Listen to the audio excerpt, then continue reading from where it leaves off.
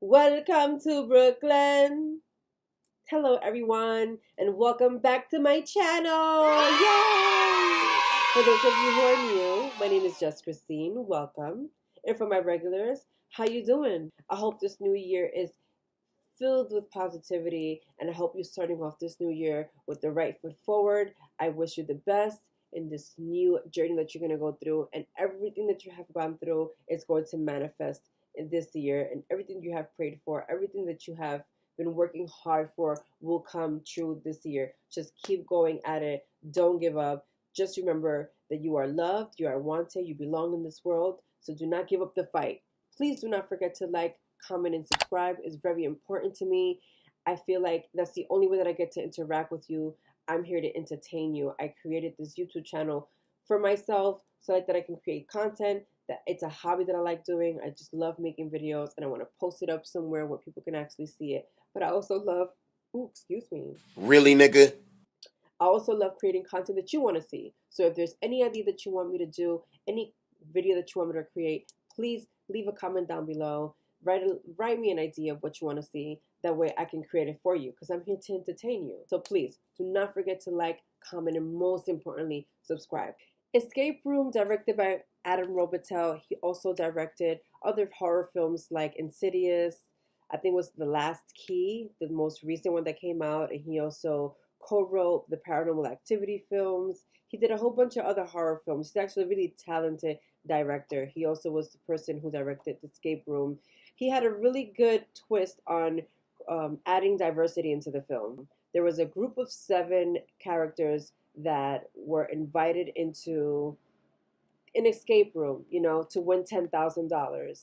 And they all came from different types of backgrounds. You had a black gentleman who was actually the character, one of the male leads in Insecure. So that was really exciting to actually see him in a horror film, because I've seen him mostly there. And so it was really nice to see him in a different kind of twisted way. His character was more narcissistic, very arrogant. He kind of embodied the image of a Wall Street stockbroker who was very successful, because you can actually see in the setting of his scenes how he was in this really nice wealthy office. He had all different types of architectures. He had a good taste for wealth. I know that the film kind of focuses a lot on the escape rooms and the each scene and each setting on how they go from one escape room to the next.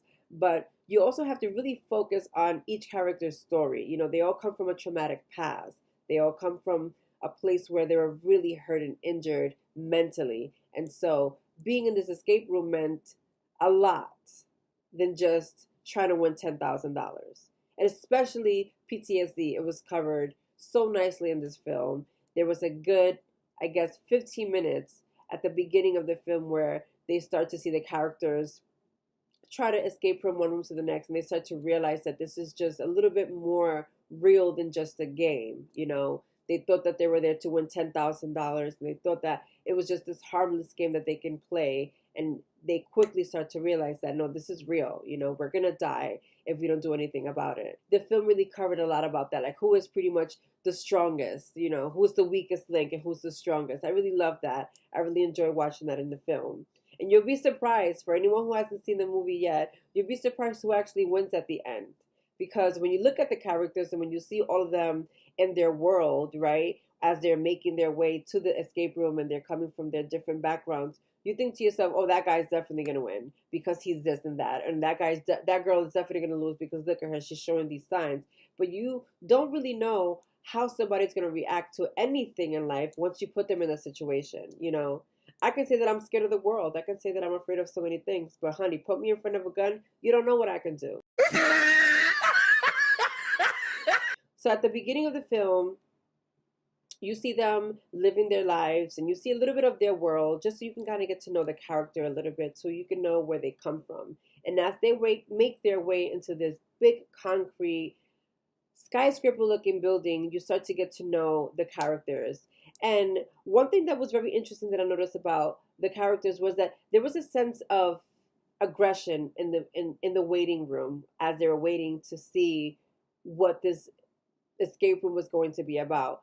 Like, none of the characters were comfortable being around each other. They were very awkward with each other. They were kind of aggressive to one another. You know, they weren't really nice. They weren't cursing at each other, doing anything aggressive in that way. But there was there was no inviting energy. Like you can sense that there were strangers who just didn't really care about being here. All they care about was the money. That's exactly what they were going for. They made sure that they created the room so it can trigger the person's trauma, you know? When I was sitting at the theaters, I kept telling myself, what is the most traumatic thing I've gone through? And then I went back to that and I was like, what if I was in that room and he used that traumatic experience that I went to try to trigger me to see what I'm going to do in that really dangerous situation, because you never know what you can do. The only thing that I really didn't like about the film was that they didn't really go in depth on how the escape room was created and by who it was created by. There could be things that could be fixed, but I really enjoyed it. Anyways, thank you so much for watching this video again. I hope you have a great 2019. I have so much in stores for you. I cannot wait to show you. Have a lovely day.